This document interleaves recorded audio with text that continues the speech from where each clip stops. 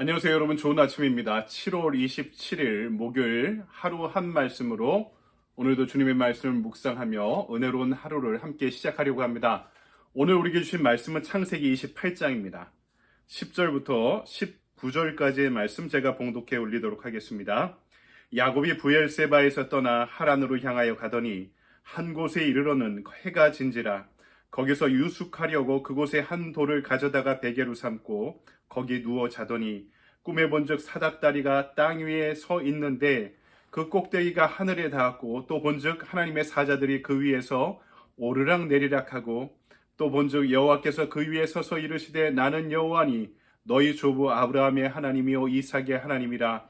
내가 누워있는 땅을 내가 너와 내 자손에게 주리니 내 자손이 땅의 티끌같이 되어 내가 서쪽과 동쪽과 북쪽과 남쪽으로 퍼져나갈지며 땅의 모든 족속이 너와 내 자손으로 말미암아 복을 받으리라. 내가 너와 함께 있어 내가 어디로 가든지 너를 지키며 너를 이끌어 이 땅으로 돌아오게 할지라. 내가 내게 허락한 것을 다 이루기까지 너를 떠나지 아니하리라 하신지라. 야곱이 잠이 깨어 이르되 여호와께서 과연 여기 계시거늘 내가 알지 못하였도다. 이에 두려워하여 이르되 두렵도다. 이곳이요 이것은 다름 아닌 하나님의 집이요 이는 하늘의 문이로다 하고 야곱이 아침에 일찍 일어나 베개로 삼았던 돌을 가져다가 기둥으로 세우고 그 위에 기름을 붓고 그곳 이름을 베델이라 하였더라. 이 성의 옛 이름은 루스더라. 아멘. 주님의 말씀입니다. 주님께 감사드립니다. 이 시간 우리에게 주신 말씀 가지고 빗나간 추측이다 라는 제목으로 하나님의 말씀을 증거하겠습니다. 제가 한국에서 부목사로 사역할 때 저희 교회 담임 목사님께서 부교육자들에게 항상 당부하시는 말씀이 있었습니다. 목회하면서 추측하지 마라. 추측하지 말라. 성도들과의 관계에서 사실에 기반하지 않고 추측에 기반하면 그 관계가 문제가 생길 수 있다는 것입니다. 이런 거죠. 야, 저 사람이 이렇게 반응하는 것에는 반드시 이런 이유가 있을 거야 라고 추측하는 것. 나에게 이렇게 반응하는 것을 보니까 나를 매우 미워하고 있는 것 같아. 이렇게 추측을 하기 시작하면 새로운 상상이 꼬리를 물고 일어나서 결국에는 그 사람과 나 사이의 관계를요, 자석의 양쪽 극이 서로를 밀어내듯이 밀어내게 되어 있다는 것입니다. 사실은 아무것도 변한 것이 없는데 내 머리에서 내 생각이 온갖 추측을 통해서 그 관계를 만들어버리면서 관계가 이상하게 변해버릴 수 있기 때문에 목회자들은 목회를 할 때 추측에 기반하지 않고 항상 객관적인 사실이 무엇인지를 먼저 알려고 노력해야 된다 말씀하셨던 것입니다. 관계도 그렇듯이요. 우리가 나 자신을 바라보는 인생의 관점도 마찬가지입니다. 항상 나에 대해서도 추측하죠. 근데 그 대부분의 추측이 하나님이 나를 지으신 나의 본질적인 모습이 아니라 대부분 왜곡되고 상처 입은 나의 자화상일 때가 많다는 점입니다. 우리가 우리 자신에게 하고 있는 가슴 아픈 추측은 이런 것들이 있습니다. 나는 언제나 혼자다. 또 나는 실패했다. 또 여기까지가 마지막인가 보다. 이런 것들이죠. 하지만 우리가 알아야 됩니다. 이런 추측은요, 나를 지으신 하나님에 대한 불신앙에서 비롯된 추측이 되어버릴 때도 있다는 것입니다. 오늘 형을 피해 광야에서 노숙하며 돌베개를 베고 자고 있는 야곱이 바로 이런 추측을 하고 있었던 것이죠. 오늘 말씀은 첫 번째로 혼자라고 추측했지만 하나님이 동의하신다는 사실을 보여주십니다. 어머니와 공모해서 형에게 장자의 축복을 빼앗죠. 야곱이 누가 보더라도 질책을 받아 마땅한 모습입니다. 그래서 형의 분노와 아버지의 실망을 피해 혼자 하란으로 도주할 수밖에 없었습니다. 그 도주의 길, 광야에서 그 추운 한밤중에 노숙을 하며 돌베개를 베고 자고 있었습니다. 근데 그 가운데 지친 몸을 이끌고 꿈속에 빠질 수밖에 없었던 거죠. 꿈에 자신과 하나님을 연결하는 거대한 사다리를 봅니다. 우리가 집에서 쓰는 이런 사다리가 하늘까지 연결된 것으로 우리 성경 만화, 성경 동화 보면 이렇게 그려놨는데요. 그것을 이야기하는 것이 아니라 지구라트라는 건축물을 이해하게 하는 것입니다. 이 사다리라는 것은 하늘 끝까지 다 있는 어마어마하게 큰 건축물이 연결되어 있어서 그 건축물의 계단 사이로 천사들이 오르락내리락 하고 있는 장면을 목격한 것입니다. 그러면서 이 자리에 하나님이 나와 소통하고 교통하고 계시는구나 하는 것을 야곱이 절망 중에 발견하게 되었던 것입니다. 그 아침에 야곱이 잠에서 깨어 고백하죠. 16절. 여호와께서 과연 여기 계시거늘 내가 알지 못하였도다. 여기 계신다. 그 땅에 계신다는 것이 아니라요, 나와 함께 하신다는 뜻이 더 정확합니다. 나는 어떻게 추측하고 있죠? 지금 도망가고 있는 자리. 나는 언제나 혼자 있구나. 버려졌구나. 나는 외롭구나. 쓸쓸하구나. 버려진 존재구나. 근데 하나님이 이 사다리의 지구라트의 비전을 보여주시면서 아니야. 내가 언제나 너와 소통하고 있어. 천사들이 내가 서 있는 자리에 오르락내리락 하면서 하나님이 너에게 관심 갖고 계시고 너와 함께 하고 계셔. 말씀하고 계시는 거죠. 여러분, 우리가 인생이 혼자죠. 가족이 있어도 부부가 있어도 자녀들이 있어도 때로는 혼자 버려진 것처럼 느껴질 때가 있습니다. 여러분도 그렇지 않습니까? 외롭고 고독할 때, 고통을 당하는 것 같은데 의지할 곳 하나 없을 때 저와 여러분은 혼자인가요? 여러분, 오늘 야곱의 고백이 우리에게 알려주고 있는 거죠. 우리가 잘못된 추측을 할 때가 있다는 것입니다. 하나님이 과연 여기 계셨는데 내가 그것을 보고 있지 못했던 것입니다. 우리의 현실의 질곡 가운데 우리의 믿음의 눈이 닫혀져 있어서 나는 버려져 있다, 홀로 남아있다 라고 여기고 있던 것입니다. 근데 오늘 말씀이 전하는 거죠. 우리가 알지 못하는 순간에도 주님께서 여전히 동행하신다는 사실을. 오늘 야곱에게 있었던 베델의 사건이 오늘 저와 여러분 가운데도 그렇게 이루어지기를 소망합니다. 주님이 저와 여러분의 영원한 동행자가 되신다는 것을 이 베델의 비전 가운데 함께 볼 수 있게 되기를 소망합니다. 두 번째 추측, 나는 실패했다 여겼지만 하나님은 그것이 아니다 라고 말씀하십니다. 모든 사람에게 자존감이 매우 중요하죠. 혈육으로부터 버림받은 사람이 하지만 자존감을 지키는 것은 매우 어려웠을 것입니다.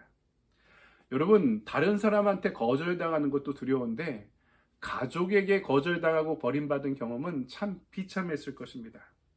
그 아픔은 참기가 어려웠을 것입니다. 삶의 의욕을 포기하게 만드는 상처가 됐을 것입니다. 야곱은 가족들과 단절되었고 형에게 버림받았습니다. 당연히 스스로 실패자다 여길 수밖에 없었던 것이죠. 그러나 하나님은 야곱의 인생이 실패한 인생이 아니다 말씀하시죠. 13절 14절. 또 본즉 여호와께서 그 위에 서서 이르시되 나는 여호와니 너의 조부 아브라함이 하나님이요 이삭의 하나님이라. 내가 누워있는 땅을 내가 너와 내 자손에게 주리니 내 자손이 땅의 티끌같이 되어 내가 서쪽과 동쪽과 북쪽과 남쪽으로 퍼져나갈지며 땅의 모든 족속이 너와 내 자손으로 말미암아 복을 받으리라.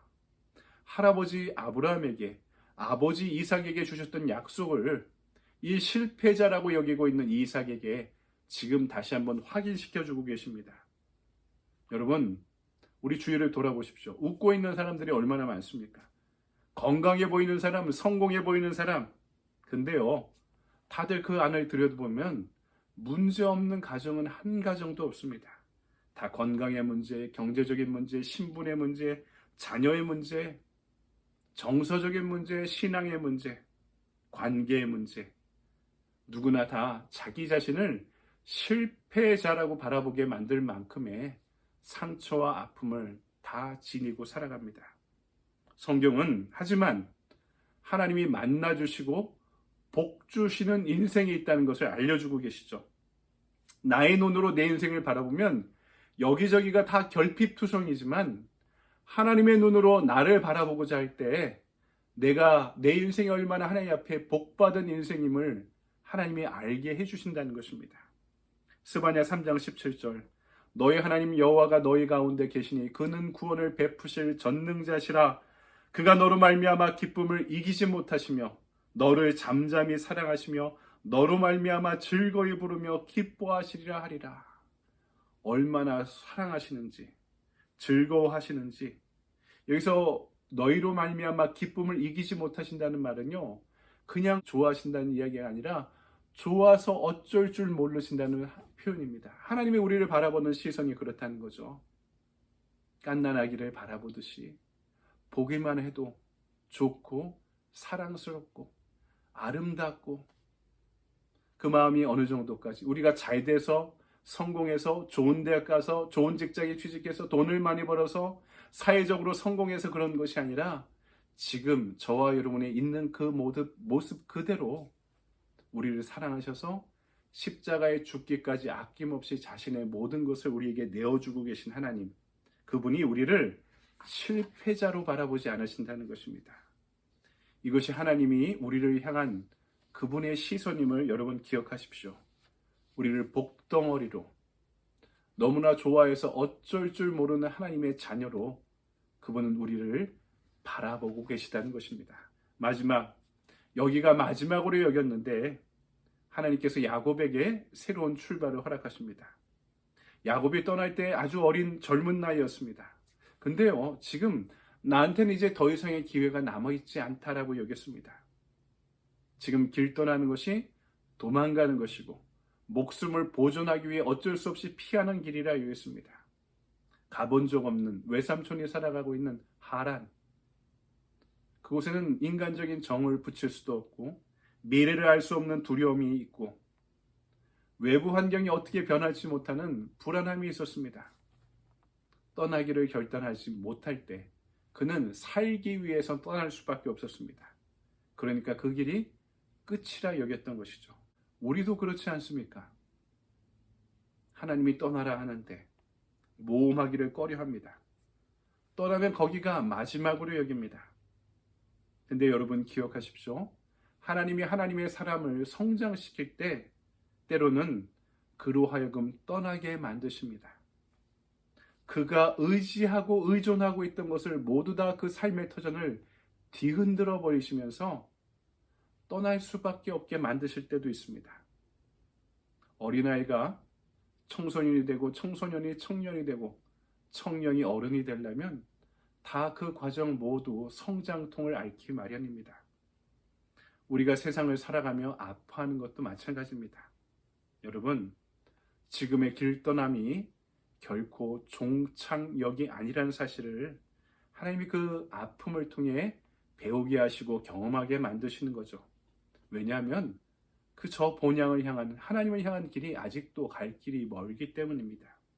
하지만 뚜벅뚜벅 주님과 동행할 때 어디로 가든 그 함께 주님과 동행하는 그 과정 자체가 축복임을 깨닫게 만드시는 것이죠. 오늘 우리의 길떠남을 방해하는 요소가 무엇입니까? 이곳이 끝이 아닌가라는 우리의 두려움이 아닙니까? 여러분, 말씀을 정리합니다. 우리의 미래는 아무도 추측할 수 없습니다.